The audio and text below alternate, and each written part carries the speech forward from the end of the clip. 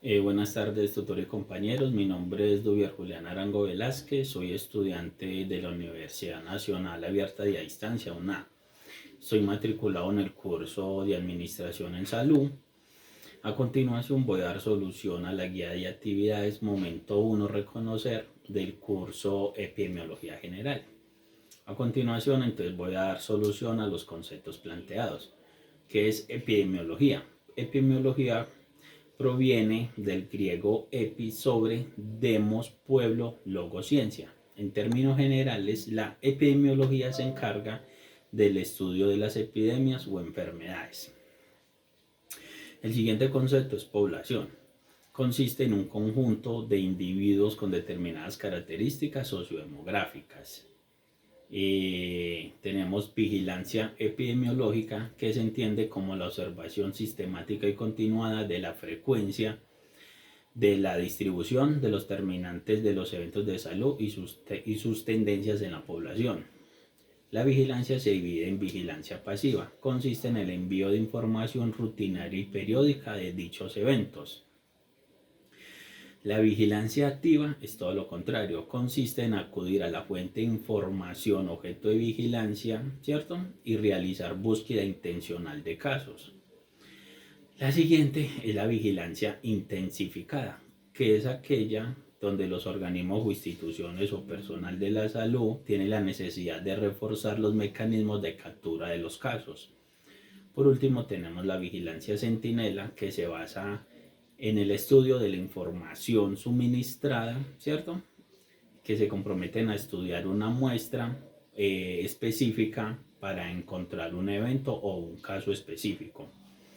Siguiente tenemos el concepto de agente etiológico. Es un organismo, llámese virus, bacteria, hongo, protozoario, que sea capaz de producir una infección o una enfermedad infecciosa. Como siguiente tenemos el brote, que es una clasificación usada en la epidemiología para denominar la aparición repentina de una enfermedad. Tenemos los mecanismos de transmisión, que es cualquier mecanismo medio que utiliza un agente etiológico infeccioso, ¿cierto? Para transmitirse de una persona sana o una enferma o al contrario. Está la subclasificación de transmisión directa. Esta ocurre en el momento por contacto directo, ¿cierto? Con la persona, llámese morder, besar, transferencia de fluidos, tener relaciones sexuales. Está la transmisión indirecta, que se da por medio de objetos inanimados como ropa, calzado, juguetes, pañuelos, utensilios de cocina. Y está la transmisión a través del aire, que esta se da por la diseminación de aerosoles, o sea, llámese por gotitas o por vía aerosol, por medio del aire, por donde viajan los virus. Seguidamente tenemos el concepto de periodo de incubación, que quiere decir que es el intervalo de tiempo que transcurre entre la exposición de un agente infeccioso y la aparición de la enfermedad. Seguido tenemos el periodo de transmisibilidad, es el lazo o lazos de tiempo durante los cuales el agente infeccioso puede ser transferido directa o indirectamente de una persona infectada a otra. Tenemos la incidencia, que se define como el número de casos, ¿cierto?, de una enfermedad en un periodo de tiempo definido y en un área determinada. Esta se da a través del tiempo y puede ser continua. Muy contrario de la prevalencia, que se define como el número de casos existentes de una enfermedad en un momento de tiempo, o sea, esta es estática. El siguiente concepto es la cadena epidemiológica. Consiste en identificar los eslabones o puntos principales de la secuencia continua de la interacción entre el agente y el huésped y el medio. Seguimos con los tipos de estudios epidemiológicos. Los estudios epidemiológicos sirven en primer lugar para observar, conocer la frecuencia y distribución de la enfermedad. Los más conocidos se dividen en estudios descriptivos y en estudios analíticos. El siguiente concepto es la mortalidad. La mortalidad estudia la frecuencia del número de defunciones o muertes ocurridas en una población, área geográfica o periodo determinado. Siguiente concepto es la morbilidad. Consiste en el estudio de una enfermedad en una población en el sentido de la proporción de las personas que se enferman en un sitio o tiempo determinado.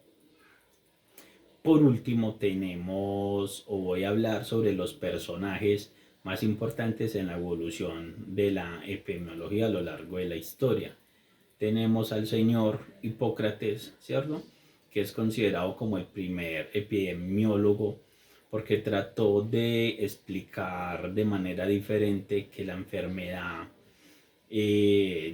partía de una parte más racional y no de creencias astrológicas o supernaturales. Usó también las expresiones de epidémico y endémico, aunque nunca se aplicó en ese tiempo. Seguidamente está el señor Galeno, que habló también sobre la teoría de estilos de vida y la personalidad de las personas o las comunidades que también influían como en las enfermedades.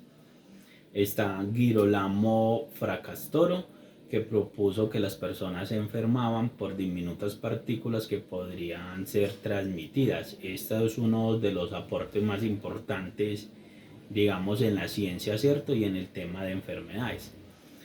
También tenemos por acá al señor Edward Jenner, ¿cierto? Que también aportó al fundamento de esta teoría del señor Fracastoro. Cuando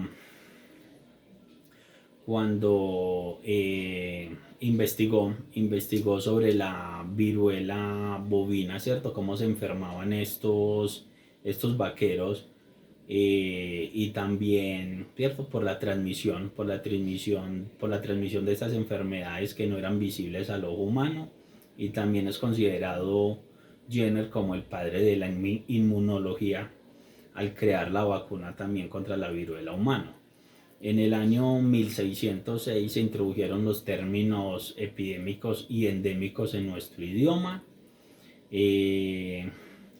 También está el señor Thomas Sindenal, que contribuyó a la clasificación, ¿cierto?, de las enfermedades de acuerdo a su unidad biológica. Trató de clasificarlas, ¿cierto? Y está John Brown, que fortalece el estudio de las enfermedades por medio de la estadística sanitaria. Comenzó o hizo un primer análisis en Londres sobre los reportes semanales de nacimientos y muertes observados en la misma ciudad, ¿cierto? Identificando un patrón constante y causas de muerte. Más adelante, el señor William Farr fortaleció los conceptos de la bioestadística o esta estadística sanitaria, generalizando el uso de las tasas de mortalidad, prevalencia, incidencia, duración de las enfermedades y fundamentó la necesidad de contar con grandes grupos de casos para lograr una inferencia válida, ¿cierto? Evitar pues como el margen de error o el sesgo. Por último tenemos acá al señor Snow, considerado el padre de la epidemiología moderna, por sus estudios sobre el contagio del cólera en Londres, donde aplicó, digamos, básicos conocimientos estadísticos y microbiológicos. Básicamente, pues este es como la conclusión del trabajo. Muchas gracias.